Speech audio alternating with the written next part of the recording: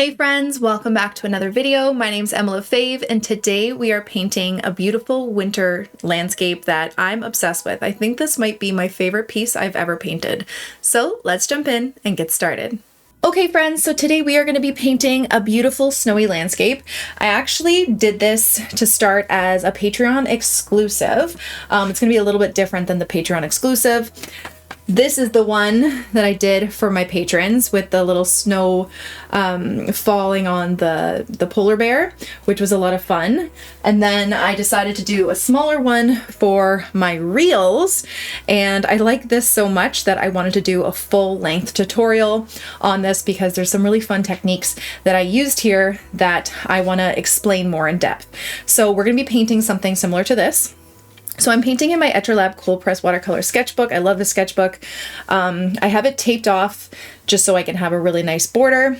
I have a wash brush, which we're going to need for the background. I have this foliage brush that I made where I just kind of cut the tips uneven. I saw this from Sarah Cray, and one tip that I really liked of hers was to leave like a little, long piece, and it's really great for tiny little details. And then, why am I so out of breath? I'm so tired. And then I have my size 10 round. Okay, and we're ready to go. So I actually have pretty dirty water to start, but that's okay for this right now. So the first thing I'm gonna do is I'm gonna wet up the background halfway up. Okay, and it's kind of a gray water, but that's okay because we're gonna be using gray anyway. So just make sure it's nice and wet, like this. Then I'm gonna make a little bit of gray with my indigo and burnt umber. Not burnt umber, burnt sienna. A little bit more on the indigo side, so it's a bit more gray. And just a slight wash of gray at the top. You won't see much of it, just a hint of it. Really nice and light, because the sky would not be blue if there was a snowfall. Okay, just like that. Then I'm gonna grab my size 10 brush, and I'm gonna grab this kind of turquoise tealish color that I made with some olive green and some, I think it's phthalo blue, a little bit more on the blue side. And all I'm going to do, I'm going to start by just kind of going along our snow line here. And then I'm just going to start to bring the color up like this. And we're going to create different colors and different shades of this by adding more green, more blue, and we're going to have it all kind of mixing together. But what you want to do is you want to have these strokes. So I'm just kind of doing these vertical strokes, and it's going to mimic the look of evergreen trees in the background. Because we're doing wet on wet, it's going to kind of branch out and look like that. Now I'm going to add a bit more blue and do some darker blue ones. And you just want to make sure everything is completely wet. We're not like sopping wet or anything, but just still damp so you can get this effect. I might add some ultramarine, which is like a warmer blue, which is nice. Then might add a little bit more olive green. Okay, and you're just kind of mixing it. You're going to have different heights of these trees. Okay, and you're just going to keep creating these lines until you reached your desired look. Then, when I'm done, hold on, a little bit more blue in here. Try and make sure it goes from the bottom, so it's not so blank at the bottom here. It has to kind of connect. Then I'm going to create some trees by just doing, actually I'm going to grab my foliage brush and just a little bit of color, and I'm just going to do a line down, and I'm just going to take a little bit of this color, and I'm just going to start kind of going side to side on some of these to create a little bit, to make it look a little bit more like a tree. So I'm going to extend that a little bit, and then kind of, it's still wet, so it's going to be blurry, but we're just making them look a little bit more like trees by just going side to side. Not on all of them, just some of them, right? Just like a little bit. You just want a little bit of definition on some of these. Just so they look like trees. Grab a little bit more color here. And you're just going to tap side to side.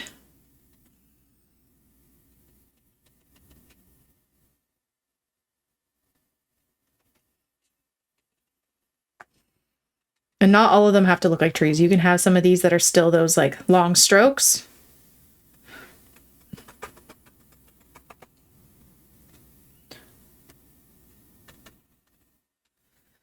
You can even grab some more color.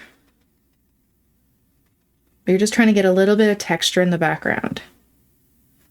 And try and be really light with your strokes. It doesn't have to be detailed or anything.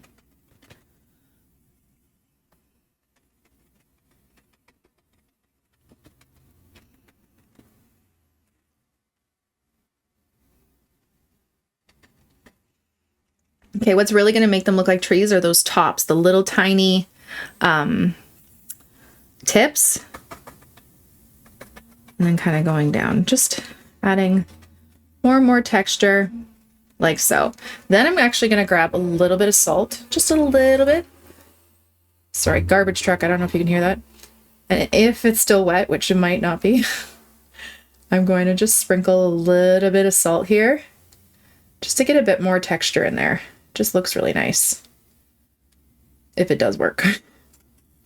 My paper seems to be drying a little bit fast. Then, this is a new technique that I just did on the real one, where I take my brush. Now this is not, I didn't just dip it in water or anything, but it's still damp. And while this is kind of damp and drying, I'm just going to use this brush to do the same kind of trees, maybe a little bit of water, and then just tap it on your paper towel. And you're going to do a vertical line for a tree trunk, and then you're going to tap side to side like this, and you're just using water to create these trees, because when you add water to drying watercolor, it pushes away the pigment and reveals a bit of the white underneath the paper. It doesn't work if it's super, super wet. It almost works better if it's drying. Now, the only thing you have to worry about or just kind of be aware about with this, you don't want a ton of water, because if you drop a big droplet, it's going to repel a lot. You just want a little bit. So tap your brush on your paper. Okay. And just like a tiny bit of water going back and forth. And it just, it's not even going to really, like, it looks kind of like trees, but it looks like it's more just like snow fallen on some trees. And you got to move kind of quick before it completely dries, because if it completely dries, it won't work. Okay, so you want this kind of dampness to the background so you can get this cool effect. Now, if this is not working for you, don't worry about this part. You can always just leave it the way it was. It still looks really cool. And this could be something that you practice on a scrap piece of paper, trying to get these strokes in on time before it dries. Because it's all about timing. Like right here is dry, so it's not really lifting very much. It's funny, I tried this on other paper, and it actually lifted a lot, like it stayed wet a little bit longer. Yeah, it's starting to dry here, so it's not working as well, but you still get some of these really cool looks, but it looks like there's like misty snow-fallen trees, which is really cool. Okay. Okay. So there we go. There are trees in the background. If you want to even tap a little bit of water to hopefully get some of that sparkle, you can. Hopefully some of the salt is doing that for you too. And then now I'm going to take a little bit of gray. You can mix it a little bit with your green. And I'm just going to put some shadows in the snow. I'm just going to skim it across like so, almost dry brushing. So not a lot, just to get a bit of shadows in the snow. I want there to be more highlights on this side. So I'm really just using this dry brush to kind of skim it across like that. And then you're going to let everything completely dry. Okay, so now that it's dry, you can wipe off any excess salt. And look at that background. It's really cool. I kind of wish I used a bit more blue. On the original one, it's a bit more bluey, which I really, really like. So next time I know, add more blue. But now we're going to do the trees in the foreground. So I'm going to use my foliage brush. Again, the brush that I kind of cut up.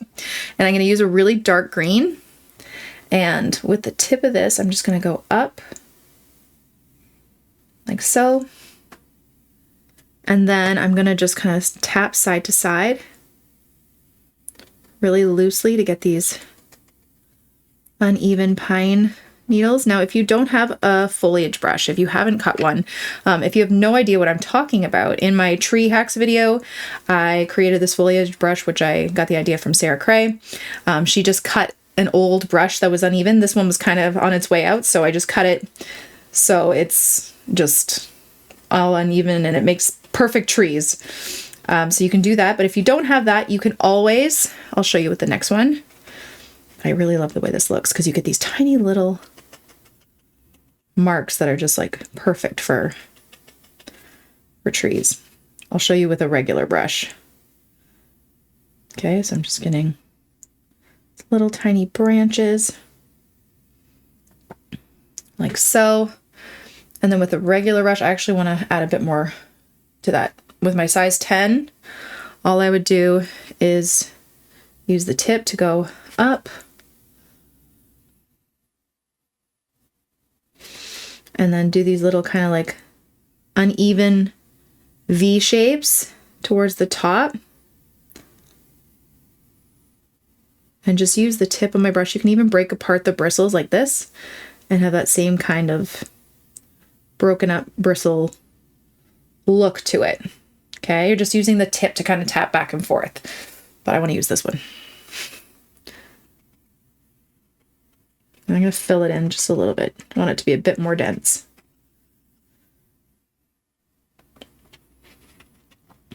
Not too much water. You don't want it puddly. You almost want it not dry, but a little bit on the drier side so you get these really rough kind of pine like marks. Like so.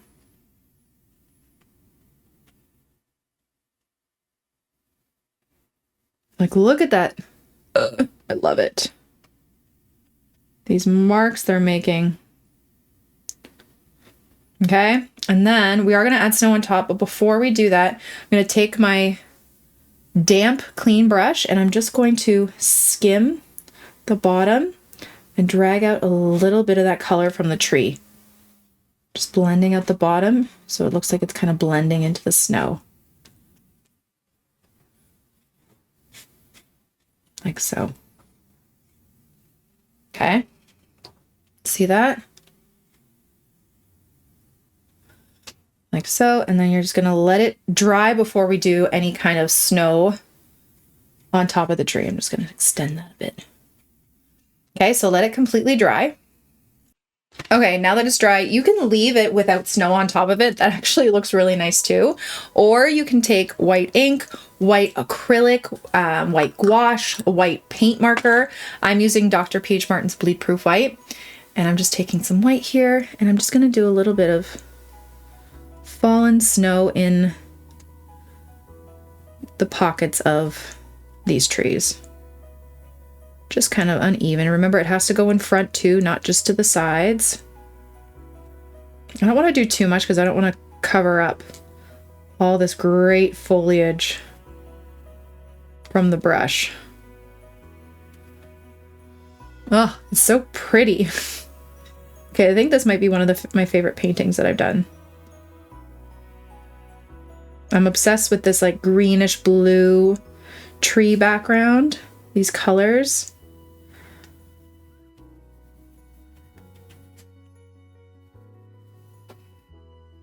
Like that. Okay, and then if you want, finally, you can always add a little bit of snowfall. If you guys could see how much white paint I probably have flicked all over my desk and my computer and my face, you'd be like, yeah, you look crazy. But I do. I'm sure I just have it all over my face right now. And there you go. Like, look how beautiful that is. Okay, the best part, let's take off this tape. This is just regular painter's tape from the dollar store. Oh, one thing I would do actually, just to get that border, which I didn't do, because that's why we have the tape, I would take a little bit of that gray and I would just go along the edge, just so, like very, very subtly, just so when you do take off the tape, even though it's a very, very light color, you still have that really nice crisp border and it doesn't just fade into the background border of the paper, okay? And there you go. There is your beautiful winter landscape. Thank you all so much for watching. I really hope you enjoyed it and I hope you learned something. Don't forget to subscribe to this channel and follow me on all my other platforms for tons more content. Have a wonderful day, guys. Bye.